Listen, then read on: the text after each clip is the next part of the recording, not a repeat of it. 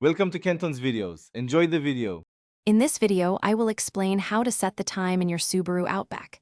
It's a simple process that ensures you're always on schedule. We'll start by accessing the main settings menu on your vehicle's infotainment screen. From there, we'll navigate through a few options to find the clock adjustment.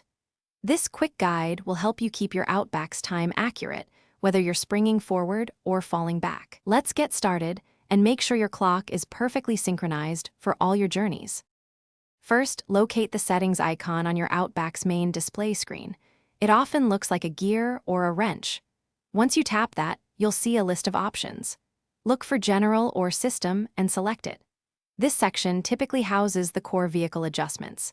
Within this menu, you'll find the date and time or clock setting, which is exactly what we need to adjust your vehicle's internal timepiece.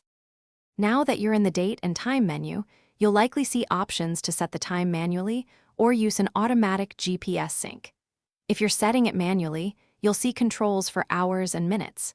Simply tap the plus or minus buttons to adjust the hour to your desired setting.